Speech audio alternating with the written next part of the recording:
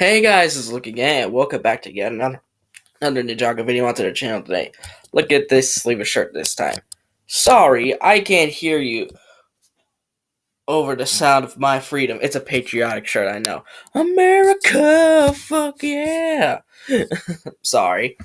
But today is gonna be another Ninjago video, and I'm gonna be talking about the five, in my opinion, the five most innovative Ninjago seasons. These seasons, this is not a if I prefer these seasons or not. That has nothing to do with this video. It has nothing to do with preference, but instead it's me thinking that these seasons overall changed the entire aspect of what Ninjago truly is as a not only a Lego theme but as a TV show. So this is not a preference list, but rather the seasons which changed everything. So and I'm going to be chronological, so there is no order for this, even though originally it was going to be planned to be a top 5, but it would be kind of disrespectful in my opinion. But basically, here are the 5, in my opinion, most innovative Ninjago seasons, starting from the earliest. So, of course, we have to have Season 1, Rise of the Snakes, on to an innovative list like this. I mean, it's Season 1. The first season is always the most important, and this just goes for any TV show, not just a cartoon, not just like an anime, but any TV show. The first season is always the most important.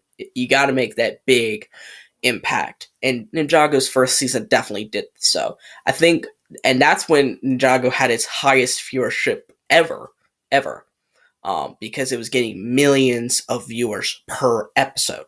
Well, at least according to some sources, because I think I recorded a video talking about looking at Ninjago on Wikipedia, and unfortunately, the only rating I saw for season 1 was for Day of the Great Devourer, the season 1 finale, and that one had nearly 3.5 million viewers for that episode. It's such a shame that Ninjago nowadays can't even get a 20th of that. And yes, I'm being honest here, a 20th of that. And it changed a lot of things that we knew. It introduced us to the characters that we know and love, the ninja we know and love. Introduced a lot of swerves that we didn't see coming. Zane as a robot, Lloyd being the Green Ninja, Nia being Samurai X. And it gave rise to basically, arguably, an incredible villain in Lord Garmadon. Still one of my favorite. Still, I love this incarnation of Garmadon. Easily way better than his season 8 counterpart. Ugh. But yeah, this Garmadon was cold and callous. He wasn't brutal and ruthless, but he was cunning, and I loved that aspect of him. And we got another great villain in the form of Pythor. Pythor was, again, cunning. Again, he was super smart, and it just introduced basically the groundwork for what Ninjago truly is. And without this season, the seasons that you love, like say season 4, season 8, season 9, those don't exist without season 1. So this season needs to be appreciated a lot more and not be forgotten to time just because it's old. Next up, we have Season 4, Tournament of Elements. So we jump approximately 3 years from Season 1 to Season 4. This is absolutely a fan favorite season, highly regarded by a lot of people as the best Ninjago season to ever exist. And while I may disagree on it, I cannot deny how much of an influence it has over the entire period of the show. It introduced us to a big thing that has huge ramifications later on. The idea of realms. We first learn about the cursed realm, and then we wouldn't know about realms if it wasn't for this season. It introduced us to a whole bunch of new characters, even if not all of them had a really good personality. Skylar. And it introduced that fire, ice, earth, lightning, and energy were not the only elements in existence. There was mind, there was light, there was sound, there was speed, There was everything, and those new elements don't exist without this season. They don't exist, and I think that those reasons play a huge role in why tournament is such a well liked season in the grand scheme of things. I kind of skipped over a season, so let's go back a year to season 3 to 2014. Sorry if I sorry, I screwed that whole chronological thing I said. I kind of forgot season 3 sort of existed a little bit, so but yeah, season 3, in my opinion, was innovative because it brought back the show. It brought it back from the depths of near cancellation, and pretty much um, this season made Ninjago basically the standout Lego theme. It broke it broke a lot of barriers, especially with the first main death of a protagonist. And without this season, I think Ninjago would have been way over.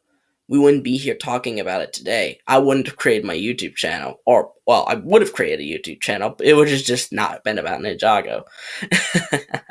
So please thank season 3 for bringing back the series. A lot of people seem to dislike it now, but I really don't think that it should be like that. So please like it a lot more. Going forward another 3 years from Tournament of Elements is Sons of Garmadon.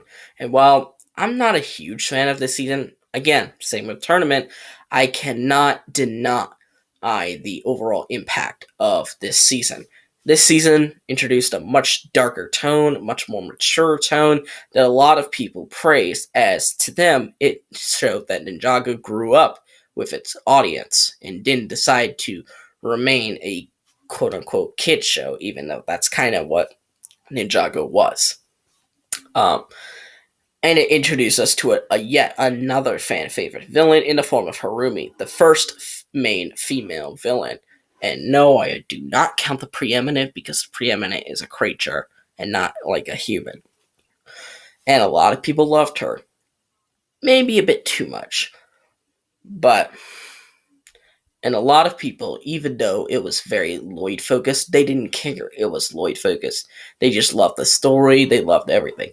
And the fact that this season was the start of a three-season trilogy known as the Oni and Dragon trilogy, where it wasn't just one season, one story. It was, this time, 3 seasons, but they all had the same story.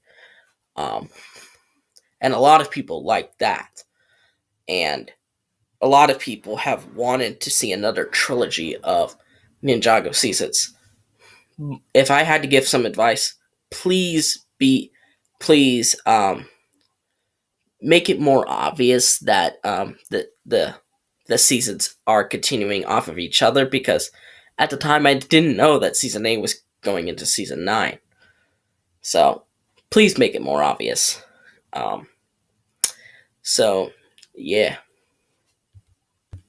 And the final innovative season is season 11, Secrets of the Forbidden Spinjitzu. Remember, this list is not a season preference list. It's a innovative season list. And I think this season is innovative.